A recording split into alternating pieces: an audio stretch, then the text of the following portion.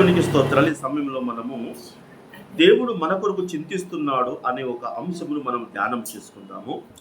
మొదటి పేతురు రాసిన పత్రిక 5వ అధ్యాయము 7వ వచనం.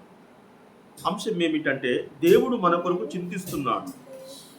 217 పేజీ నంబరు 5వ అధ్యాయము 7వ వచనం. గనుక మీ చింత యావత్తు ఆయన మీద వేయుడి, నిబ్బరమైన బుద్ధి గల వారై మెలకువగా ఉండుడి. కొద్దిగా ముందుకు 7వ వచనం. ఆయన మిమ్మల్ని గురించి చింతించుచున్నాడు. చాలు. ఇక్కడ స్వయాన దేవుడే మన కొరకు చింతిస్తున్నాడట.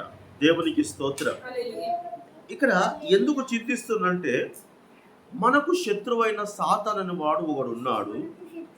వాడు ఎవరిని మింగుతున్నాని వెతుకుచూ తిరుగుతున్నాడన్న సంగతి దేవునికి తెలిసి దేవుడు బాధపడుతున్నాడట. అయ్యో, నా బిడ్డలు భక్తి జీవితంలో ఇంకా దేవునికి సమీపంగా ఉండలేకపోతున్నారని చెప్పేసి దేవుడు బాధపడుతున్నాడు. మనకు ఆదికాండము 2వ అధ్యాయం 7వ వచనంలో ఏమున్నది? దేవుడైన యెహోవా నేల మట్టితో నరుని నిర్మించి, అంటే ఈ జీవాత్మను ఇచ్చిన దేవుడిచ్చిన ఆత్మను సాతాను మింగడానికి తిరుగుతున్నాడన్న సంగతి దేవుడు గమనించి బాధపడుతున్నాడట. ఇప్పుడు మనము కొన్ని సందర్భాలలో మన పిల్లల విషయంలో మనం కూడా చింతిస్తూ అంటాం. ఇంత వయసు వచ్చింది, ఇంకా ఏ పని చేయలేకపోతున్నారు, ఇంత చెప్పినా కానీ ఇంకా మనం ఎట్లా చింతిస్తామో దేవుడు కూడా ఈ యొక్క సాతానుడు ఉన్నాడు, నేను పెట్టిన ఆత్మను మింగడానికి తిరుగుతున్నప్పుడు నా బిడ్డలు ఇంకా నా వైపు తిరగట్లేదు, నా దగ్గరికి రావట్లేదు అని చెప్పేసి దేవుడు చింతిస్తున్నాడట. ఇక్కడ సాతాను ప్రభావం అనేది ఎలా ఉంటుంది అనేది మనము ఎఫెసీ రాసిన పత్రిక 6వ అధ్యాయము పేజీ నంబర్ 176 10వ వచనం నుంచి మనము కొన్ని మాటలు చదువుకుందాం. 10వ వచనం నుండి 12 వరకు. మహాశక్తిని బట్టి ఇప్పుడు మనం ఎలా ఉండాలట? దేవుని యందు బలవంతులుగా ఉండాలి. అంటే దేవుల్లో మనము కూర్చుంటలేము, వాక్యం వింటలేమంటే మనం వివరము బలహీనులం కనుకనే దేవుడు చింతిస్తున్నాడు.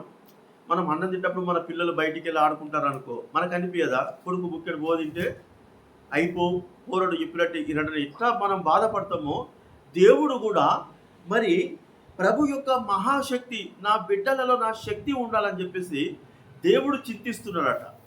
ఎందుకు? దేవుని యందు మనం బలవంతులుగా ఉండాలి. ఎందుకు మనం బలవంతులు లేకుండా ఏమిటి అంటే, మీరు అపవాది తంత్రమును ఎదిరించుటకు,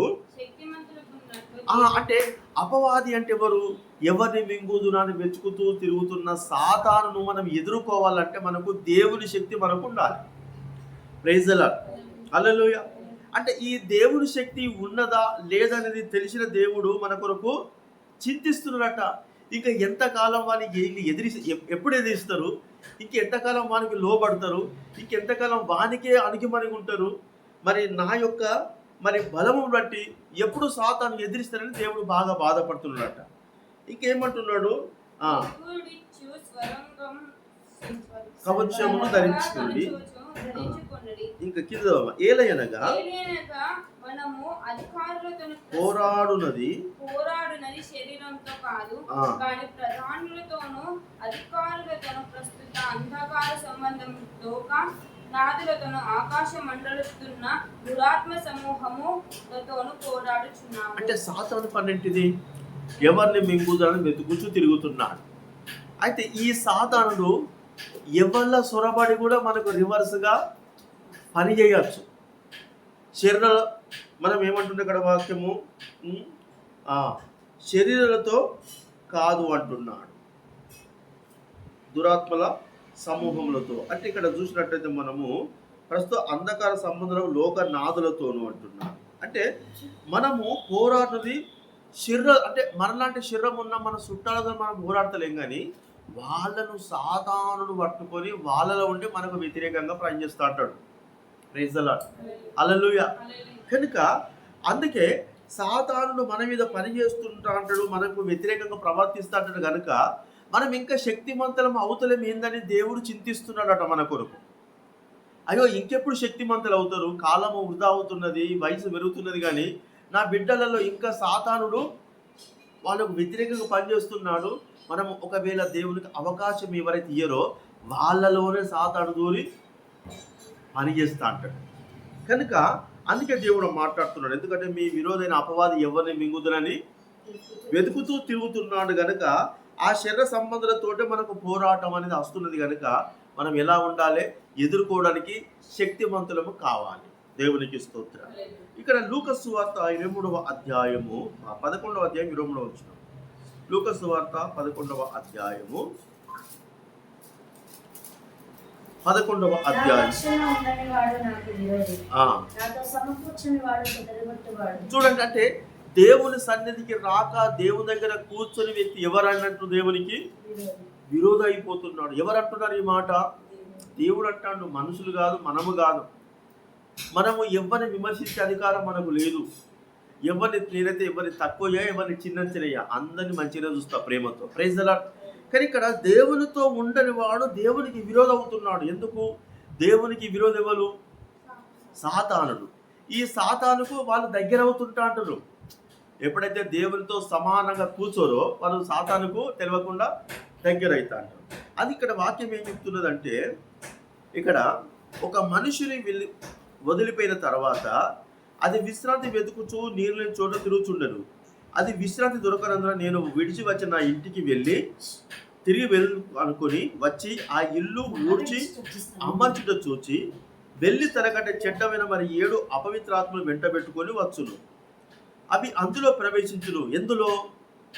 దేవుని దగ్గరికి రాకుండా దేవునికి దూరంగా ఎవరైతే ఉంటారో ఈ దురాత్మలట వచ్చి అతనిలో ప్రవేశిస్తాయట, ఆమెలో ప్రవేశిస్తాయట. అప్పుడు ఏమవుతుంది? ఆ మనుషుడి కడపడి స్థితి మొదటి స్థితి కంటే చెడ్డదైపోతుందట. చూడండి, దీనికి కారణం ఎవరు? మానవుడే. అందుకే దేవుడు ఏమంటున్నాడు? మిమ్మల్ని గురించి దేవుడు ఏం చేస్తున్నాడు? చింతిస్తున్నాడు. అరే 7 దైవాత్మలు పట్టుకొని సాతాను మీ దగ్గరికి వచ్చి మీ జీవితాలు పాడు చేయాలని చూస్తున్నాడు. కనుక మీరు ఇంకెప్పుడు బలవంతులై ఉంటారు, మీరు ఎప్పుడు ఇంకా నా పక్షమున నిలబడతారని దేవుడు అంటున్నాడట. Praise the Lord. హల్లెలూయా. ఇక మనము మత్తయి సువార్తను కూడా చూసినట్లయితే 8వ అధ్యాయము 28వ వచనంలో, మత్తయి సువార్త 8వ అధ్యాయము 28వ వచనం.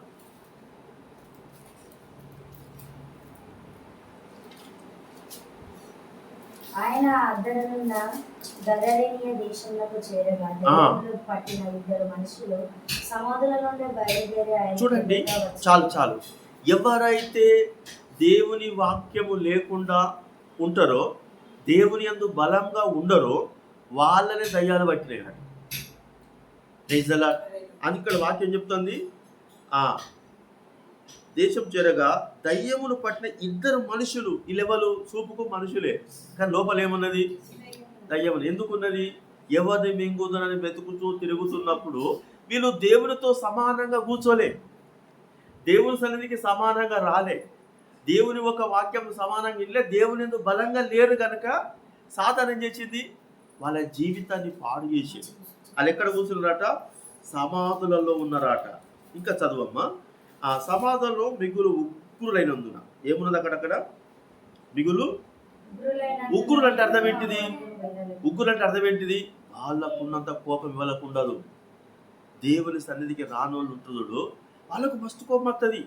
గింతంత గిడెట్ రా అంటే అని పళ్ళ కొడుకుతారు, గిటెట్ గింతంత రా అంటే మస్తు ఫీల్ అవుతా అంటారు. దానికి కారణం ఏంటి తెలుసా? దురాత్మ పనిచేస్తారు. వాళ్ళు దేవునితో లేరు కదా, దేవుని ఎందుకు బలవంతులుగా లేరు కదా. వాళ్ళు కూడా ఎవరు? మనం పోరాడుతున్నది శరీరాలే, మనుషులే, కానీ వాళ్ళు దురాత్మ పనిచేసి మనకే వ్యతిరేకంగా ప్రవర్తింపజేస్తా అంటారు. కనుక దేవుని యొక్క వాక్యము హెబ్రీ రాసిన పత్రిక 4వ అధ్యాయం 12వ వచనంలో మనం చూద్దాం. హెబ్రీ 4వ అధ్యాయం 12వ వచనం. ఎందుకనగా దేవుని వాక్యము జీవమైన బలముడు గలై రెండంచుల గల ఎట్టు వంటి ఖడ్గము కంటే వాడిగా ఉండి ప్రదాత్మలను కీళ్లను మూలముగాను విభజించినట్లు మట్టుకు దూరుచు తలంపులను ఆలోచనలు శోధించు. ఇక్కడ దేవుని యొక్క వాక్యం ఎలాంటిదట? బలమైనది.